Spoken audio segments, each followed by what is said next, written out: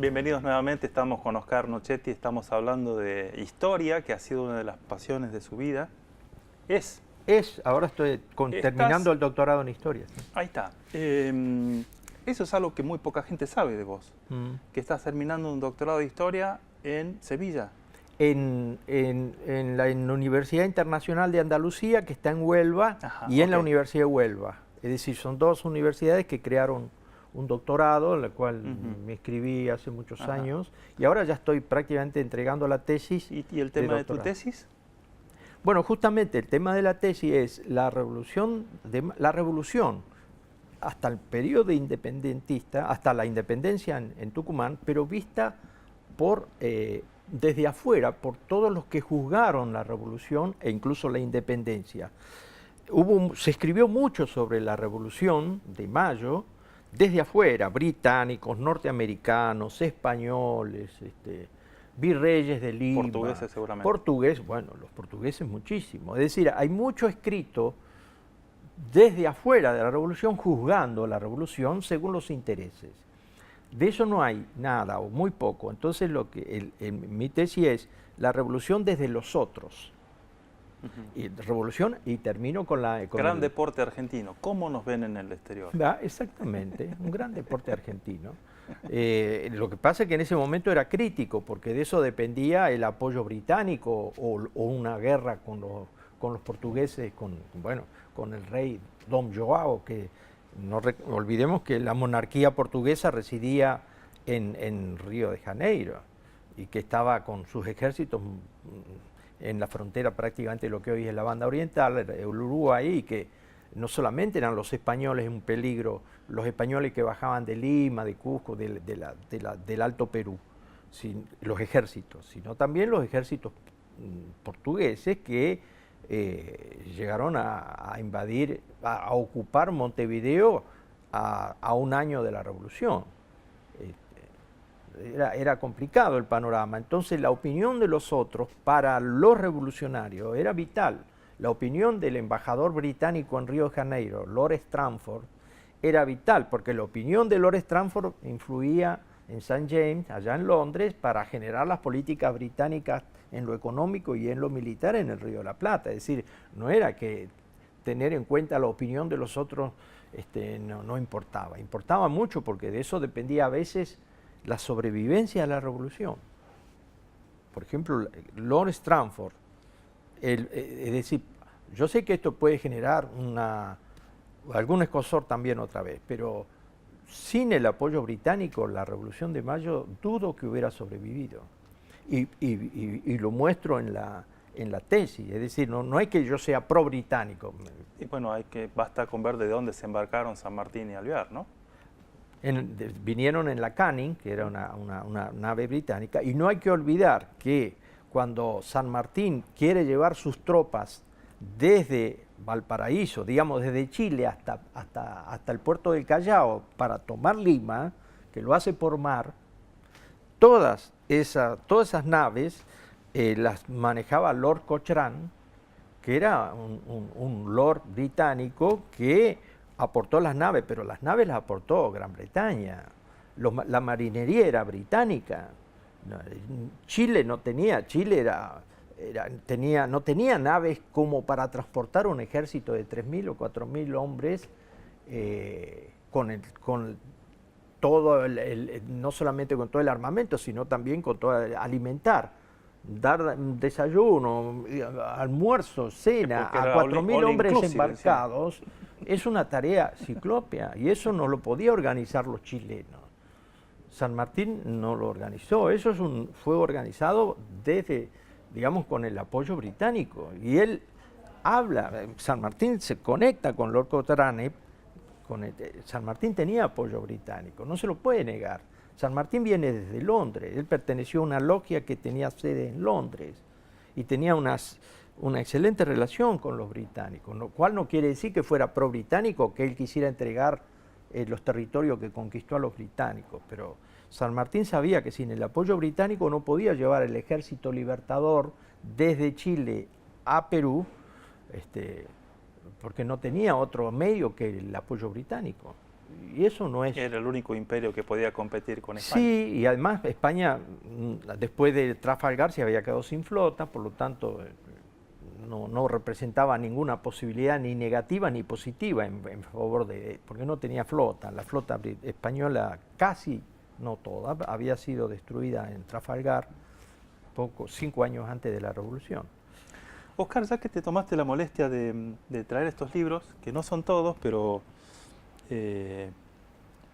bueno, son unos cuantos, me gustaría que nos cuentes un poquito la historia que cuentan estos libros. Estos dos, si no me equivoco, son los que escribiste con Lucio Mir, sí, a quien hemos entrevistado en este programa. Así es. Acá está, por ejemplo, este es un tema que a mí me apasiona, que es la presencia de Portugal en nuestra historia, que nosotros importantísimo. En general negamos o tendemos a negar. Sí, así es. Y bueno, ustedes hicieron este estudio maravilloso. Nos llevó 7 años. Me interesa mucho, sobre todo a partir de un personaje del que hablábamos antes de empezar el reportaje, que es Vitor Ramil, que es un músico brasileño del sur de Brasil y que se ha dedicado, digamos, en su obra a barrer un poco con esta supuesta frontera que hay entre Brasil y Uruguay y Argentina, ¿no?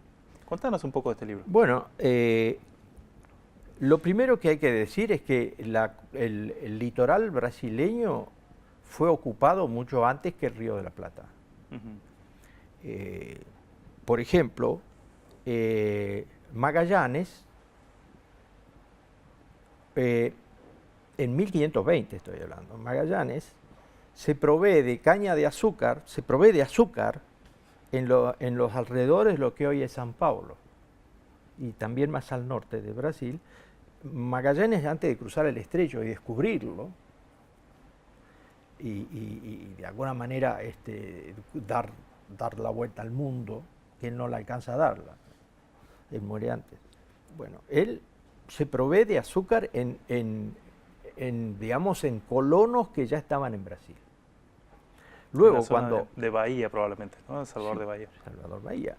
Cuando se funda por primera vez Buenos Aires, cuando comienza a haber hambruna, porque estaban sitiados por los indios, que generaron, por ejemplo, que los primeros pobladores de la primera fundación de Buenos Aires se comieran entre ellos, hubo antropofagia en la fundación de Mendoza. Sí, sí. Condenaron, hubo algunos rebeldes que los colgaron de la horca y al otro día aparecieron sin cuartos, cortados, porque se los comían por el hambre. Mendoza ordenó una nave que fuera hacia el litoral brasileño para traer provisiones, porque estaba mucho más desarrollado y había colonos. Es decir que cuando se funda por primera vez, después se vuelve a fundar muy tardíamente Buenos Aires, en 1580, prácticamente 50 años después de esto, de la primera fundación. Y cuando se vuelve a fundar Buenos Aires por Garay, se funda para hacer un puerto contrabandista. Garay respondía a los representantes de la plata potosina, es decir, los que mandan a Garay a fundar una ciudad en el puerto de Buenos Aires son los grandes mineros potosinos. Es una necesidad de los mineros potosinos para no pagar el quinto real, que era un impuesto que se pagaba en Lima, en el puerto del Callao. Ellos no querían, o en algunos puertos de lo que hoy es el norte de Chile, ellos no querían pagar ese impuesto de 1/5 de lo que producían a la corona. Entonces querían mandar toda la plata, el metal, sin pagarlo. Entonces los grandes mineros, los dueños de grandes minas, lo mandan a Garay a fundar un puerto prácticamente subrepticio sobre el Río de la Plata para sacar la plata por ahí. Es decir, Buenos Aires se funda como un puerto de contrabandistas y no dejó de serlo durante mucho tiempo. Fue un puerto de contrabandistas. Como había plata allí y la plata atrae a los comerciantes, porque la plata era un metal precioso, rápidamente los brasileños, los portugueses, digamos, los portugueses que estaban en el litoral de lo que hoy es Brasil, rápidamente se conectan con Buenos Aires y establecen una medialuna comercial que tenía su punto principal en San Pablo, se extendía por Buenos Aires y llegaba hasta Potosí. Entre Potosí, Buenos Aires y San Pablo se establece un comercio vivísimo, riquísimo, muy apenas fundada Buenos Aires. El virrey de Lima, 6 años después de fundada Buenos Aires, el virrey de Lima se quejaba a la corona porque decía que salía más plata por el puerto de Buenos Aires que por Lima. Sí, apenas fundada Buenos Aires. Es decir, rápidamente... Y les cobraban nada más que el 20%. Mirá vos, si hubieran vivido en nuestra época con la carga fiscal que tenemos nosotros, ¿qué harían? Bueno, ahora es el 21% para todos los que compramos ropa y comida. Nada más que el IVA. Hablando de IVA, ¿no? Ahora la exacción fiscal es mucho mayor que en la época de la colonia, ¿no?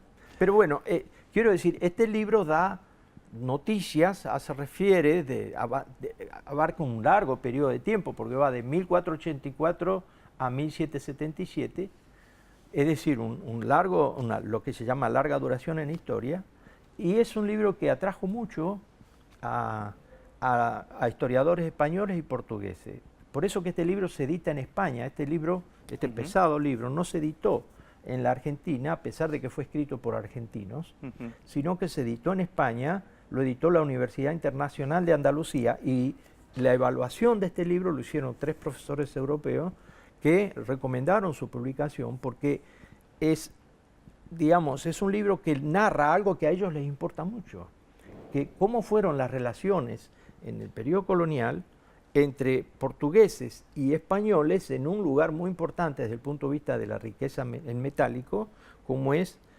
Buenos Aires y San Pablo.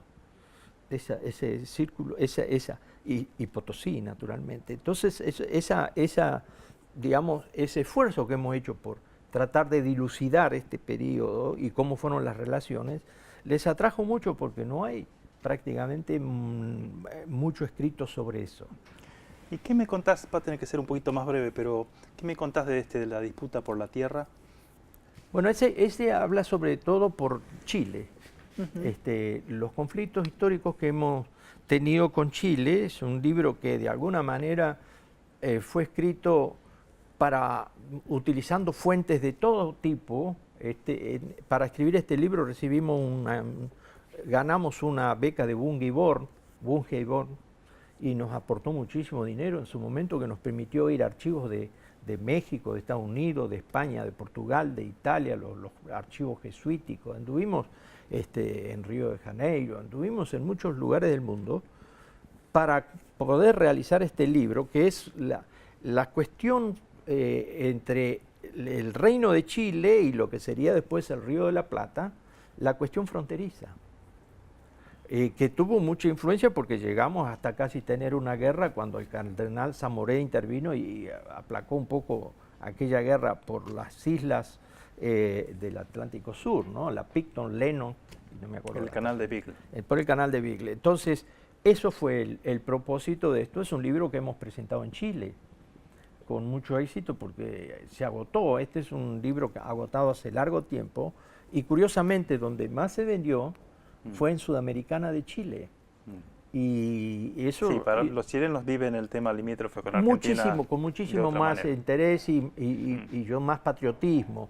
Entonces, acá nosotros confrontamos un poco con la posición chilena, le mostramos toda la documentación de salida de todos los archivos y ha aplacado un poco la disputa, o por lo menos esa percepción excesivamente nacionalista y de que desde Buenos Aires o Argentina ha hecho un abuso de su posición militar y económica y que se ha apropiado ilegalmente de territorios chilenos. Eso aquí quedaría desmentido en muchos aspectos. No es que lo que hoy es Argentina tenía derecho a la Patagonia. La Patagonia durante siglos fue un espacio vacío digamos, sin jurisdicción, porque para que alguien tuviera jurisdicción sobre un territorio, según las leyes coloniales, vos tenías que fundar ciudades y generar actividad. Y ni el Río de la Plata, ni Chile pudieron generar actividad ni fundar ciudades en la Patagonia. Era un espacio vacío, sin jurisdiccionamiento. Eso así. Después fue ocupado porque tenía más capacidad militar y económica, que también es un derecho de ocupación, pero bueno, sintéticamente es eso. Bueno, y finalmente está esta otra obra. Este es mítico, este libro. Que te vamos a pedir, ya que generosamente lo has traído, te vamos a pedir que nos lea algo, pero yo creo que acá está el Oscar Nochetti más recóndito. Bueno, el ¿no? más genuino en todo caso. El de tu infancia y también el más literario, si se quiere, Sí. porque son relatos que no has publicado. O sea, esto es un Sí, es incunable. inédito. No está publicado y tengo miedo de publicarlo porque algunas cosas que digo ahí... Son un poco privadas. Claro, ¿por qué? Te puedo contar por qué. Porque mi padre tenía un taller mecánico, era el mecánico del pueblo. Arizona era un pueblo que si repito palabras de mi padre decía, siendo él intendente de Arizona, decía, si el mundo tiene un culo, ese culo está en Arizona. Eso decía mi padre de Arizona. Entonces allí mi padre tenía un taller mecánico, iban muchos camioneros, sobre todo los que iban a buscar leña. Sin ningún tipo de implicación freudiana, ni mucho menos. Para nada, o sí, no lo sé. A esta altura yo no hago esos análisis. Y entonces yo escuchaba, yo era encargado de lavar las piezas sucias con nafta, ¿no? Y después tenía que ir a cebar mate y cuidarme de que la nafta no me quemara, yo tenía que lavarme. Y cebaba mate, más que nada cebaba mate. Tenía 9, 10 años y mi viejo me llevaba para esa tarea, cebar mate, iba a la escuela, pero también hacía eso. Y además otras cosas.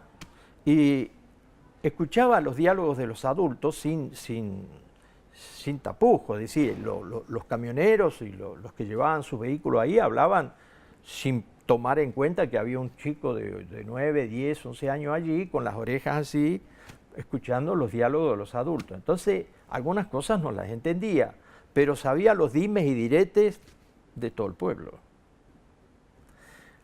Mucho de eso en mi memoria sobre la niñez es sumamente eficaz. Recuerdo todo, o casi todo. Tengo mucha memoria de mi niñez. Bueno, a todos nos pasa un poco eso. Pero claro, yo recibía historias de adultos con un interés muy grande porque me resultaban muy atractivas. Entonces yo sabía algunas historias que a veces ni el marido sabía. O al revés, sabía la historia que muchas veces ni la esposa sabía. Famoso dicho de que el último en enterarse. Bueno, a veces le pasa a la mujer, a veces le pasa al hombre. Entonces, un poco sobre eso y otras cosas que veía y observaba, escribí un libro que se llama Cachito, porque así me decían. Algunos te dicen todavía Cacho. Sí, ¿por qué? ¿Pero por qué? Porque mi nombre es Oscarcito, Oscar, y me decían Oscarcito, pero mi hermano, que era medio sordo, no podía decir Oscarcito, no lo sentía así, me decía Cachito.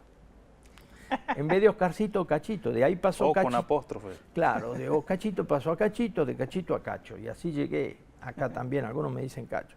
Bueno, entonces Cachito de Arizona es porque vivía en Arizona y porque es un trozo de Arizona que yo viví siendo niño y que escribo sin pudor. Hay algunas cosas ahí, no lo he publicado porque a veces no me atrevo.